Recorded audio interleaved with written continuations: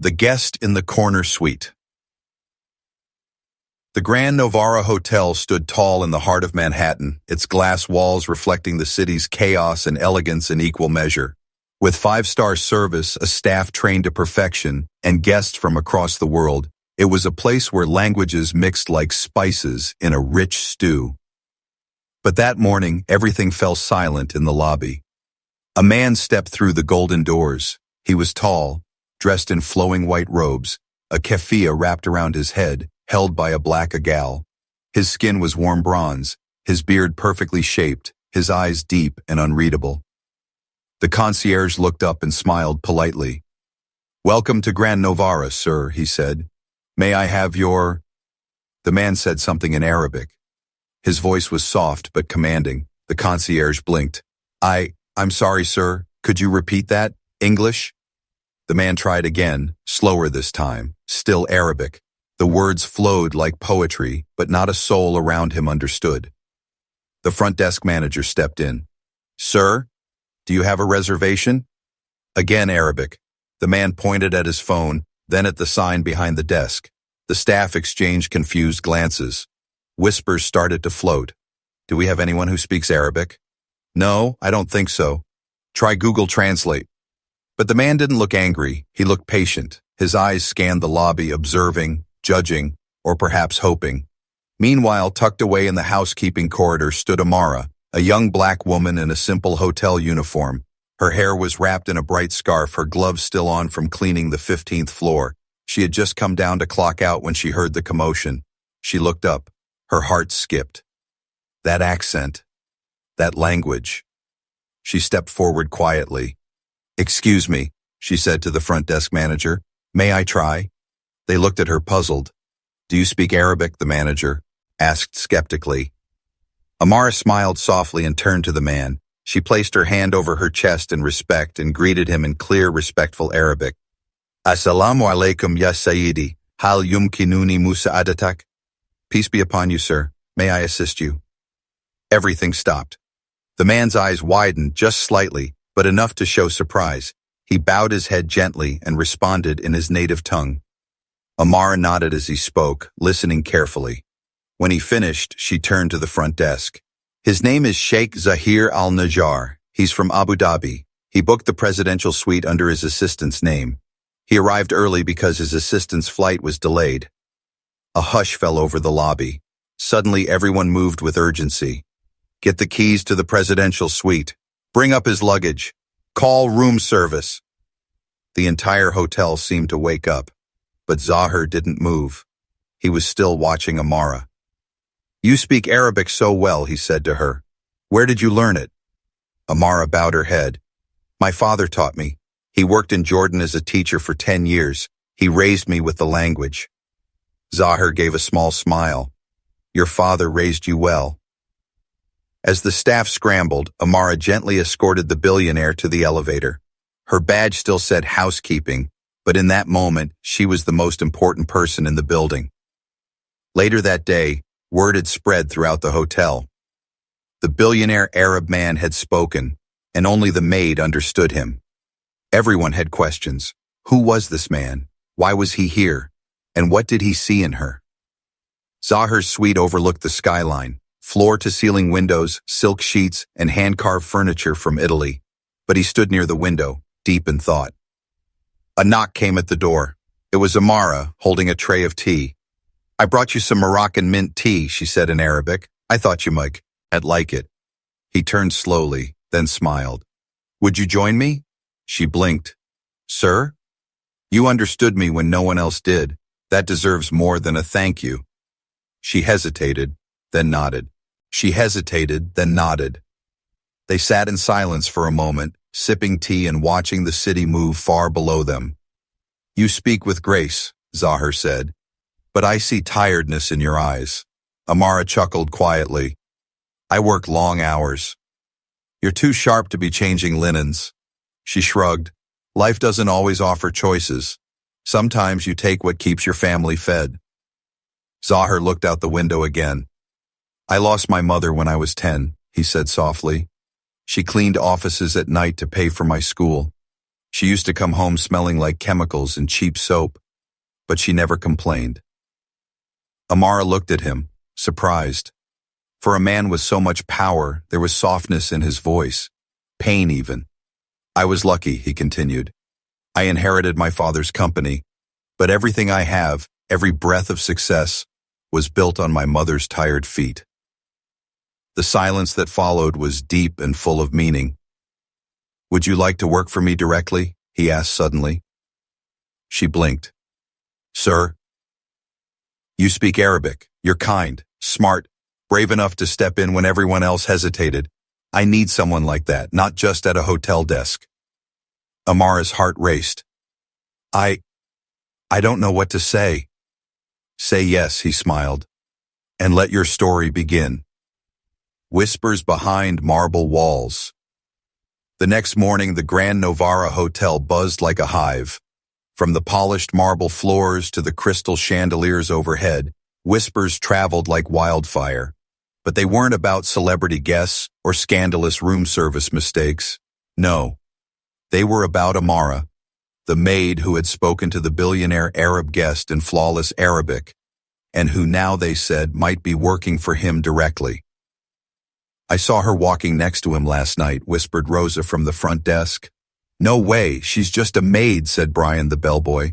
I mean, come on, billionaires don't hire housekeepers. But she spoke Arabic, fluent. So what? That doesn't mean she belongs up there. Their voices dropped as Amara stepped out of the elevator. Her uniform was freshly ironed. She walked with calm grace, but inside her heart beat fast. Everyone was watching her, and the whispers followed her like shadows. But she didn't let it show. Back in the presidential suite, Zahir was sitting on the couch, sipping Arabic coffee and tapping quietly on his tablet. He had slept better than he had in months. He looked up when the door opened. Good morning, Amara. Good morning, Sheikh Zahir. He smiled. You still call me that. It's respectful. But we're past formality now, aren't we? She blushed slightly, then walked over with the fresh breakfast tray. Fruits, yogurt, honey-drenched dates, warm flatbread, and mint tea. You remembered I don't eat eggs, he noted. You mentioned it yesterday, she said. I listen. He smiled. Most people only wait to talk. They sat for a while as he explained his purpose for being in New York. My father built Najjar Holdings from nothing, he said. Oil, then tech, then clean energy. Now, I want to invest in people, education, micro-businesses, refugees. I'm meeting partners this week, but first, I needed to understand this country from the ground up. You could have stayed at a cheaper hotel for that, she joked. He laughed. Perhaps, but it's not about the building, it's about who you meet inside. She looked down at her hands, thinking. So, do you really want me to work for you? Yes, he said without hesitation, but not as a maid, as someone who can help me understand the world, someone who lives between two cultures, someone who listens. Amara hesitated. I'm not trained in business, she said. I don't have a fancy degree. Neither did my mother, he replied, but she ran our household like an empire. Education matters. But wisdom is rarer. But not everyone saw it that way. Down in the employee cafeteria, tension was building. She's just a maid, muttered Teresa, a senior concierge. Now she walks around like she owns the place. Can't believe management lets her spend time with guests like that, added another. She probably flirted with him. The words stung. Amara wasn't there to hear them, but she felt it in the air. Eyes that lingered too long. Smiles that didn't reach their eyes. Only a few people supported her quietly.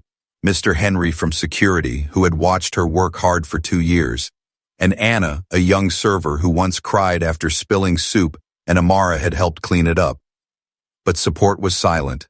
Gossip was loud. By evening, Zahir had noticed her silence.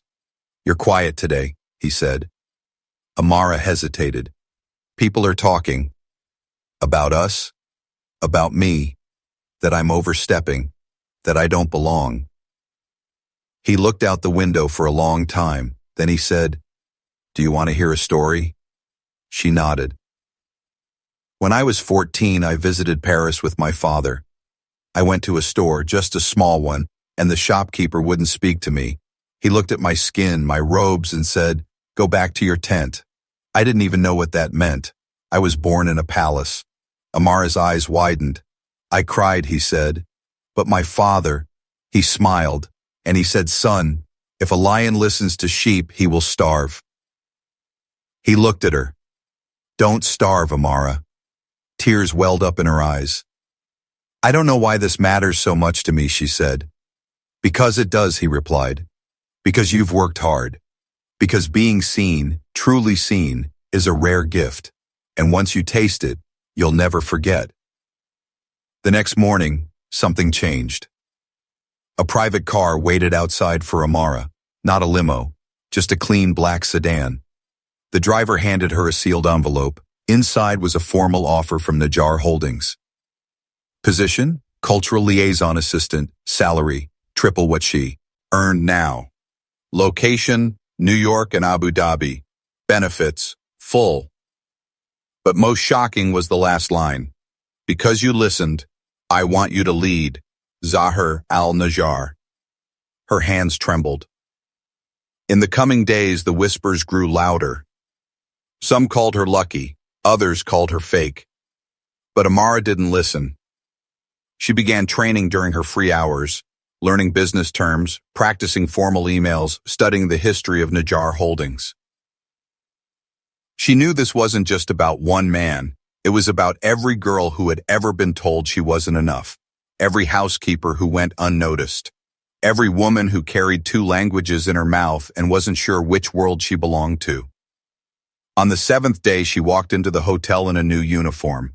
Not housekeeping, not server, but corporate. A soft beige blouse, black skirt, Najjar Holdings pin. Zahir met her at the elevator with a smile. "Are you ready?" She took a deep breath. "I think I was born ready." The maid who entered the boardroom. The tall glass doors of Najjar International's New York office opened with a quiet hiss. It was a modern fortress of wealth, prestige, and ambition. Clean white walls, gold accents, oil paintings from Middle Eastern artists, and polished floors that reflected every pair of expensive shoes that walked across them. Amara stood just outside the doors. Her palms were sweaty. Her heart was racing. A week ago, she was cleaning suites and scrubbing toilets. Now she was standing in front of the world's most powerful people as a cultural liaison assistant to a billionaire. Behind her stood Zahir al-Najjar, calm as ever, dressed in a perfectly tailored dark navy suit with a subtle Arabian pattern stitched along the collar. His presence was quiet but powerful. "You don't have to speak today," he said softly to Amara. "Just watch, listen, learn. This world moves fast, but you already have the heart it takes to survive here." She nodded. "I'm ready." He smiled. "Then let's walk in like you belong, because you do." Inside the boardroom, executives in suits sat around a long marble table. Coffee cups steamed beside tablets. The air buzzed with tension and unspoken questions. They looked up as Zahir entered. A few eyes flicked toward Amara, some curious, some cold, others confused. Is she his assistant? An intern, maybe? Why did he bring a hotel maid to a billion-dollar meeting? Nobody said it out loud, but Amara could feel it. Still, she stood tall, shoulders back, just like her father had taught her when she was a girl learning Arabic while helping her mom wash laundry. Zahir took his seat at the head of the table. Amara sat slightly behind him, quietly observing. The meeting began. The topic? A $200 million investment in U.S.-based youth education programs, especially for immigrant children and underprivileged communities.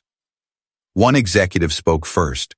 "Sheikh Zahir, while we all respect your vision, it may be risky to divert so many resources into non-profitable sectors." Another added, "Philanthropy is noble, but investors expect returns." Zahir listened without interrupting. Then he turned to Amara. "Would you care to share what you told me 2 days ago?" The room froze. Amara blinked. "Me?" "Yes," Zahir said, his tone firm but encouraging. Tell them what you said about opportunity and understanding. Amara felt the eyes of billionaires on her, but she took a breath and stood. My name is Amara, she began. Last week I was changing bed sheets in the Grand Navarra Hotel. Most people looked past me, even when I smiled or said good morning. I was invisible. She looked around the room. But then, I spoke. In Arabic. I connected. I listened. And I was seen. She paused. You talk about investment, about risk. But what if real risk is not investing in people like me? Girls who were never expected to sit in rooms like this, refugees, immigrants, children, and of cleaners, cooks, and drivers. She swallowed. You call this philanthropy, I call it vision. And if we don't act on it, we'll lose a generation of brilliance that never had the chance to be heard. Silence. Zahir didn't say a word, but slowly a woman at the far end of the table clapped, then another, and another. Soon the whole room joined in soft applause, not loud, not mocking, respectful, honest. Zahir smiled. I believe we've made our point. After the meeting, Amara stepped into the hallway, breathing heavily. Zahir followed her. You were brilliant, he said. You reminded them what wealth is for. I was shaking the whole time, she whispered. That's good. It means you care. She looked up at him. Did you always know I could do that? No, he said truthfully, but I knew you had something the world needs. Back at the hotel, things had changed too. Staff whispered differently now. Some still doubted, others were just confused, but a few had changed their tone. Did you see her on the news? She spoke at that business meeting. I heard she got invited to Abu Dhabi. Yes, the world was watching. That evening, Zahir and Amara sat in the hotel's rooftop lounge. Lights twinkled across the skyline. A soft wind danced through her scarf. You're becoming someone they can't ignore, he said. Amara nodded, but I'm still scared. That means you're growing. She looked at him, thoughtful. What about you? Why are you really here? Zahir was quiet for a moment. Then he said softly, I lost my mother last year. I realized I had everything money could buy. And still, something inside me was empty. I didn't need more buildings or tech companies. I needed meaning. He turned to her. You reminded me what that looks like. The next morning, Zahir had one last surprise. He handed Amara a passport, a plane ticket, and a letter. HFY-style.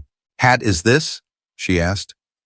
It's a formal invitation, he said. We're flying to Abu Dhabi. I want you to meet the team there, speak to the girls in our school programs, share your story. She blinked. Are you sure? I'm sure they need to see what possible looks like. Her hands trembled as she opened the letter. It was signed by the Najjar Foundation.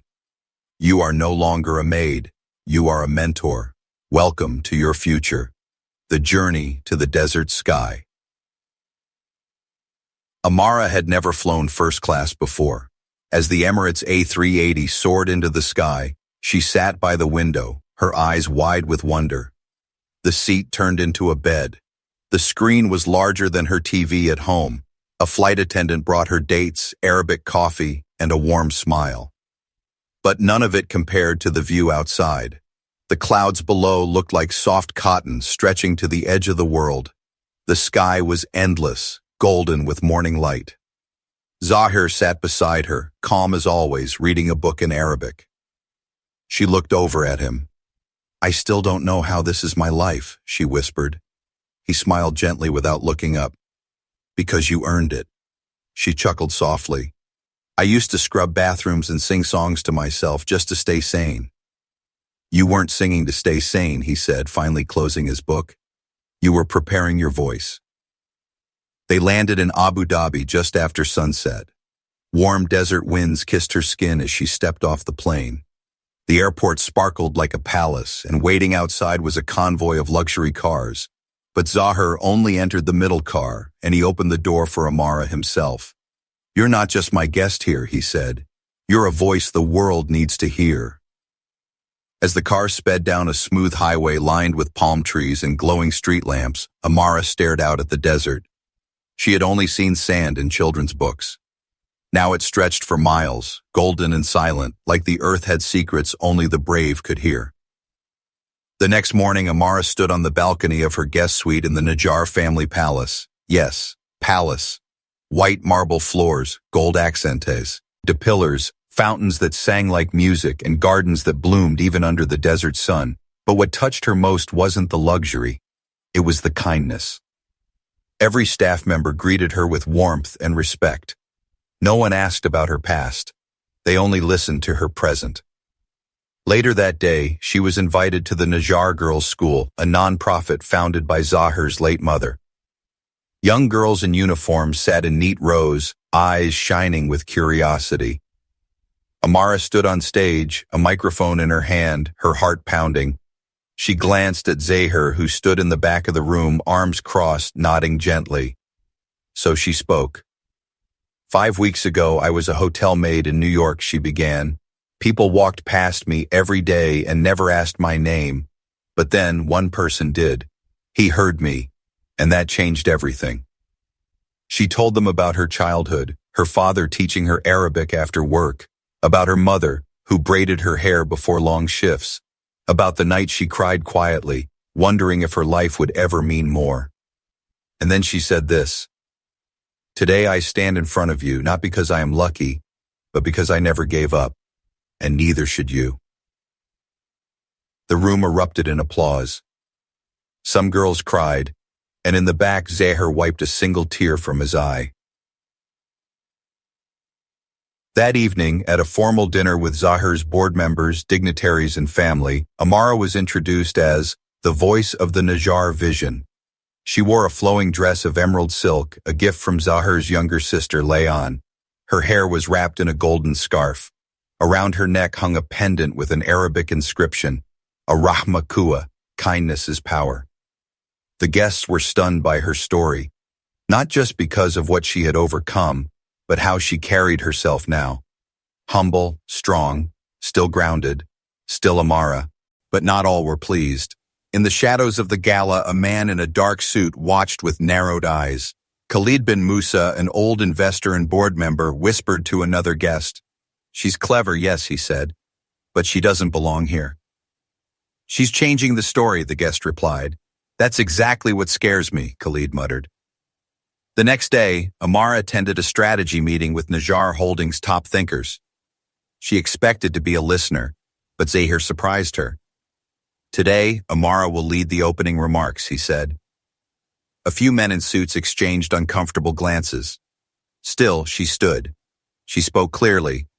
About trust, about what it feels like to be seen, about giving children and workers and maids a seat at the table, not out of pity, but because they deserve to shape the world they live in. The room grew silent. No one dared interrupt. When she finished, Zahir clapped first. The others followed slowly, but they clapped. Some out of respect, some out of shock, and some out of fear of being left behind. That night, Zahir invited her for a quiet walk through the garden. The stars shone like diamonds above the desert sky. "You're changing more than I expected," he said softly. "Too much?" she asked. He smiled. "No. Just faster than most are ready for." Amara hesitated. "People like Khalid, they don't want me here." "They don't want to lose control," Zahir replied, "but real power is shared." Then he looked her in the eye. "And you, Amara, you are powerful." She looked up at the sky. "I used to think stars were just tiny lights, but here, they feel like home." "They are," Zahir whispered, "for those who have finally risen." The next day, the headlines came. Former Maid inspires billionaire's global vision. From sheets to speeches, Amara's desert transformation. Najjar Foundation announces new program, led by Black American woman. And in UAE, social media exploded. Some praised her, some criticized her, but no one could ignore her anymore. Storms beneath golden skies. Amara stood before the mirror in her palace guest room, slowly tying her golden headscarf. Outside her window, the desert sun painted the sky orange and pink. Abu Dhabi was quiet that morning, almost too quiet, as if something unseen lingered in the warm air. Today was her biggest presentation yet. The Najjar Vision Summit would host government officials, CEOs, philanthropists, and press from all over the Middle East and Africa, and she was the opening speaker. But something inside her felt heavy. It wasn't fear. It was the weight of eyes. Too many of them, some full of hope, others full of doubt, and one set of eyes full of quiet anger. Khalid bin Musa sat in his private study across the city, staring at the morning headline again. Amara appointed director of Najjar Youth Global to lead new education initiative. His jaw tightened. He had been with Najjar Holdings since Zahir's father ran it. He had helped build it from the ground up. And now, a former maid was standing at the center of everything. She's dangerous, he muttered to his assistant, not because she's unqualified, but because she makes the others believe they can rise too. She has the Sheikh's trust, the assistant replied. Then we take away the trust. At the Najjar Vision Summit, Amara walked onto the stage. The room was full. Powerful men in robes, women in elegant dresses, foreign investors, and camera crews. Zahir sat front row beside several high-ranking officials. The moment her feet touched the stage, the room grew silent. She began. I stand here not as a CEO, not as a politician, and not even as a guest, she said calmly. I stand here as a former hotel maid, as a woman, as someone who was seen and then chosen, and now I speak, not for myself, but for the millions like me. She shared her story again, but this time with purpose. She spoke of the strength found in silence, of girls cleaning rooms and studying between shifts, of the power and cultural understanding, of how language builds bridges and kindness changes nations. When she finished, there was no slow applause. There was a standing ovation. Some officials wiped tears, others nodded in silent agreement. Zahir stood first, his eyes shining with pride, but behind the scenes, a storm was brewing. Khalid made his move. An email was leaked to the press. It claimed Amara's appointment was symbolic only, that she had no business experience and her influence came from personal favoritism, not qualifications. It included private employee complaints, some fake, some distorted. Headlines exploded. Najjar's maid-turned-leader, empowerment or PR stunt? Insiders question Amara's role. Board member speaks out. Leaked email. Najjar billionaire emotionally attached to assistant? Suddenly, the world wasn't clapping anymore. Amara sat in her room that night, her laptop screen full of cruel comments and ugly speculation. Her hands trembled. She felt small again, like the maid who wasn't supposed to be more than a name tag. Zahir entered quietly, a file in his hand. He had seen it all. She didn't speak. He knelt beside her and handed her the file. Inside was a letter from his late mother. Zahir, when you choose a partner in work or in life, choose someone who brings out the courage in you. Not comfort, not control, but courage. Because one day, that person will help you fight a storm you didn't see coming. She read it twice. Then again. Then she looked at him. You're in trouble because of me. No, he said softly. I'm in purpose because of you. The next day, Amara asked to speak to the press herself. The Najjar media team warned against it. Let us handle it, they said. But she insisted, and Zahir backed her. In front of reporters, flashing lights, and live cameras, Amara stood alone. No script, no PR agent, just her truth. I was hired by Zahir al-Najjar not because I was poor, not because I'm black, not because I used to clean rooms, she said. I was hired because I listened, because I spoke Arabic when no one else could, because I cared. That's not luck, that's preparation. She took a deep breath. I have no MBA, I have no suit collection, but I have lived in rooms where success was a dream and failure was survival. I've seen what education means to people who never thought they'd hold a book. I don't need a title to speak. I have a voice, and I will use it." She paused, then added one last line. "And for anyone who thinks my position was handed to me, I invite you to walk the path I walked. And if you still think I don't belong, then you never belonged in leadership to begin with." Silence, then applause. A few reporters stood. Some even cheered. That night, Amara's speech was translated into 23 languages. Clips went viral. Girls across Africa and the Middle East posted their reactions.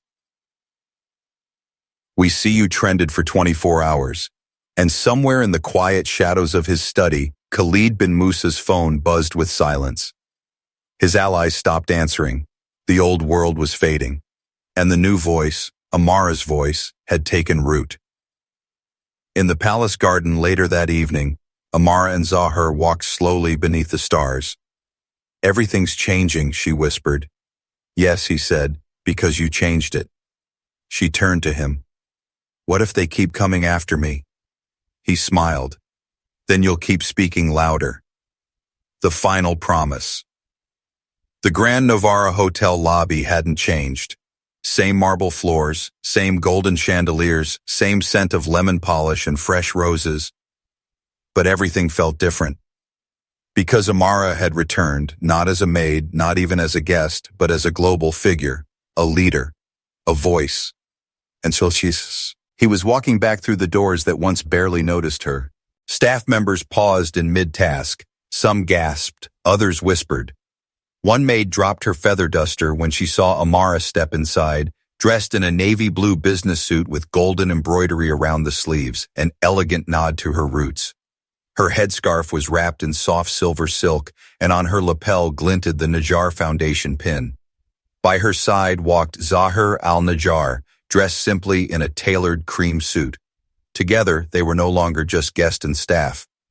They were partners in vision. Builders of something greater than wealth. Legacy. Mr. Henry, the old security guard, stepped forward and tipped his cap with a wide grin. "Did I always tell you you'd do something big one day?" Amara smiled, eyes watering. "You always nodded, even when no one else looked up." He laughed. "And now look at you, back with cameras behind you." Indeed, behind them, reporters waited by the fountain outside. But this moment wasn't for the media. This moment was for closure. They walked to the 15th floor. To the hallway where Amara used to spend hours pushing her cart, folding towels, wiping mirrors. She stopped in front of the last room she cleaned the day her life changed, Suite 1508. She ran her hand gently over the doorknob. "I cried in this room once," she said quietly. Zahir stood beside her. "Because no one saw you?" "No," she said. "Because I was afraid I never would." Downstairs, the hotel manager had arranged a private event in the grand ballroom. Amara had requested it herself. Only the hotel staff were invited.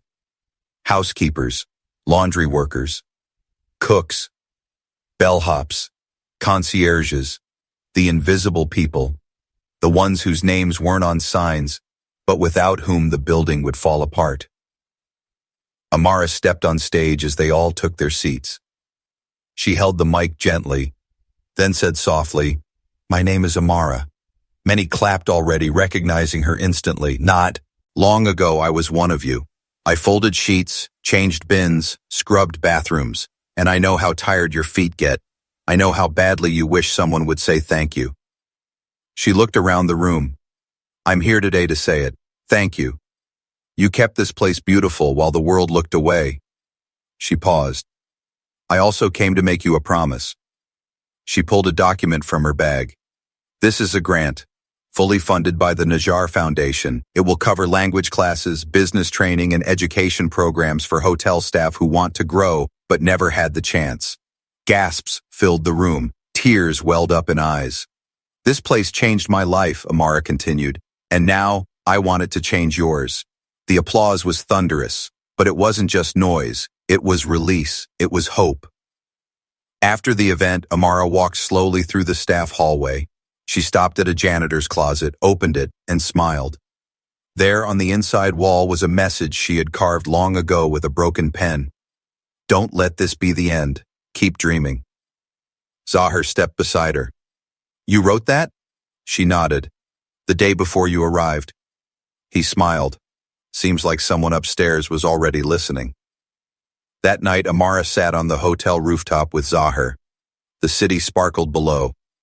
The wind was cool. You kept your promise, he said. No, she replied. We kept it. He looked at her, quiet for a moment, then asked, Do you remember the first thing I said to you in Arabic? She laughed gently. I was too nervous to remember anything. He smiled. I said, Peace be upon you. May I trust you? Her eyes widened. I never realized. I saw something in your eyes, he said. Not just language, not just kindness, but strength wrapped in humility. That's the rarest thing. She looked at him for a long moment. Zahir, do you think all of this was meant to happen? I think the world breaks us so that the strong ones can rise, he said. You were never just a maid. You were a lighthouse. You just needed someone to clean the glass.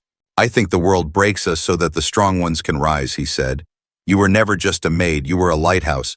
You just needed someone to clean the glass. A month later, Amara stood in Geneva at the United Nations. She was the keynote speaker at the Global Youth Summit. She walked up to the podium as the hall stood in silence. Her voice rang clear. My name is Amara, she began, and I once served tea in silence while the world ignored my voice. But now I speak for every girl cleaning rooms, for every boy delivering food, for every soul working in the shadows hoping to be seen. She paused. Let this be the decade of dignity, not because we handed it out, but because we finally listened. The room erupted. Some cried. Others stood in stunned silence. A girl from Ghana messaged her that night. I used to mop floors in silence. Today, I told my boss I want more. You gave me the courage. Thank you, sister. Zahir watched from the front row, his eyes full of pride, his heart full of peace. He knew that the woman he once saw in a hotel lobby had become something more than even he imagined. She had become a movement. Back in Abu Dhabi, a statue was built in the Najjar Girls' School courtyard. Not of a queen, not of a billionaire, but of a woman holding a broom in one hand and a book in the other. Below it was a plaque. Amara, proof that kindness can change nations.